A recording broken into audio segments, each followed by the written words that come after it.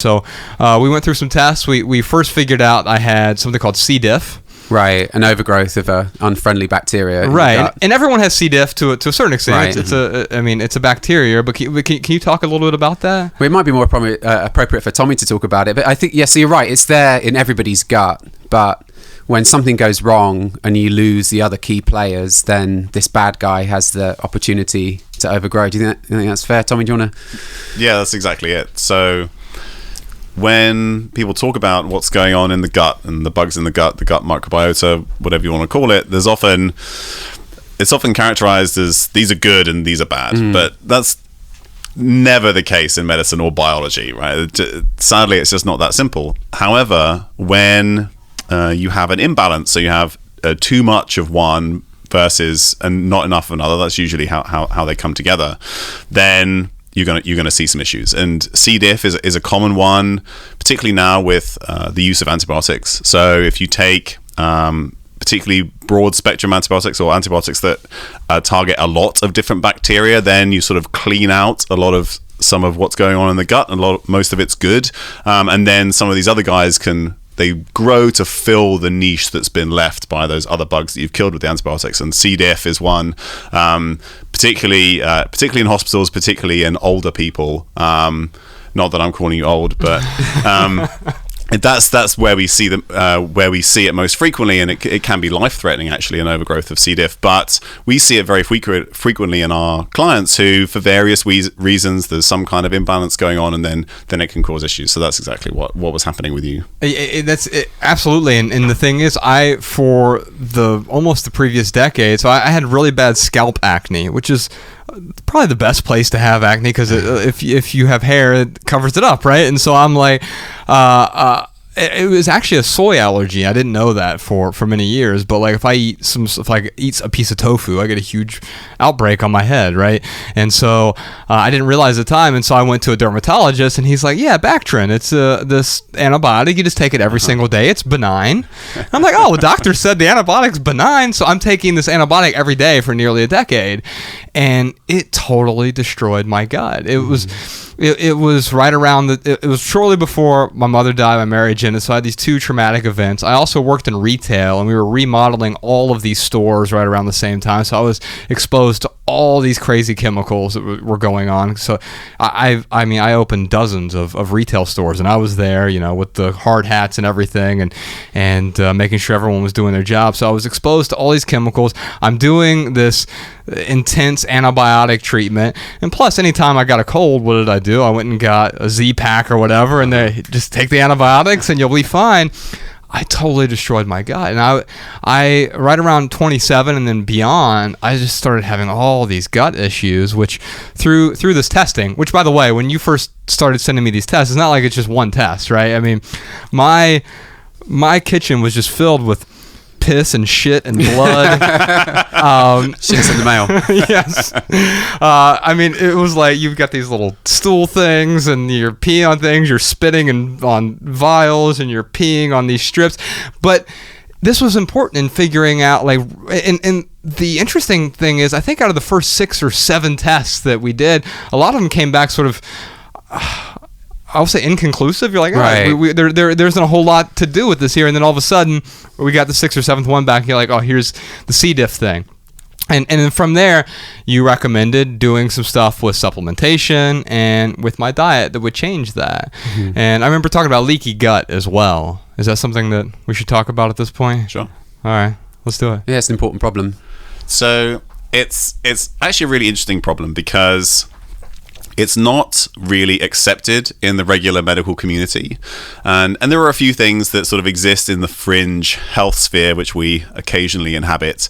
But I want to be really clear that the reason I was so attracted to what you guys were talking about is you may have, like, you dip a toe into the Eastern world, but only if there's like evidence, some evidence to support it. Exactly. Yeah. It's not just like, well, here, yeah, just if first call Chris would have been like, yeah, just rub this crystal against your face 3 times a day. Like, even as desperate as I was for answers, yeah. I think I would have said, yeah, thank you very much, have a nice day. That's actually the next phase.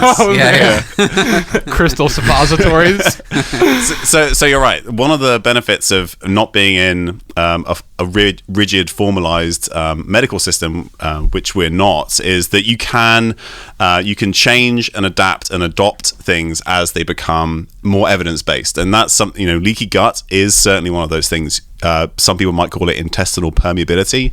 And there's plenty of evidence to show that people with various autoimmune diseases, even metabolic diseases, type 2 diabetes, if you take a piece of their gut and you look at it, there's, for want of a better word, there's holes in it. There's meant to be connections between the cells in the gut that stop things that you don't want coming across. And there are many things that can affect that, and it can be foods you're intolerant to. It could be certain toxic things that you're exposed to. One thing that C. diff does is it makes a toxin which breaks down or causes some of those junctions to be broken down. So that results in a leakier gut or some degree of intestinal permeability. And then what happens is either things that parts of the bacteria. So bacteria, they're there, they do good stuff for us, but they do also contain some things that can be toxic. Those have easier access to your body. Other things that you're eating that maybe you don't want to get into your bloodstream until you've fully digested them, they're getting across early. That can also cause issues. So whatever the initial cause is, and there can be many, then all of a sudden you have this whole host of symptoms. And this is one of those things where you're talking about how the whole body is connected, and often it's at least part of that is connected through the gut. It's something that we see certainly very frequently in our clients, the people that we work with. And this is one of the downsides of the way modern medicine is structured, which is that everybody's separated by a body part, right? So you have a neurologist who only looks at your brain, and you have a hepatologist who only looks at your liver, and you have an ophthalmologist who will only look at your eyes, except for the fact that all of these things are connected by a bloodstream and all these other things that are happening in the body at the same time. The hormone signaling covers the whole body. So when we sort of separate out body parts, we don't look at the big picture as often. And I think that's where we hopefully can start to piece things together, and often, as was the case with you, it sort of can stem with some kind of large exposure or something that's going on inside the gut. Well, I think that's one of the big problems, because when I went to doctors and they said, here's an inhaler, or you're just depressed and let me prescribe some Nardil or something, and I'm against sort of antidepressants unless I think they're absolutely necessary. I think we suffer from a lot of sadness, and we often categorize it as depression, and we try to just give someone the medicine when there's a whole bunch of other like sort of real medicine that will work better, like exercise and sunlight and water. Right. People try these things as well.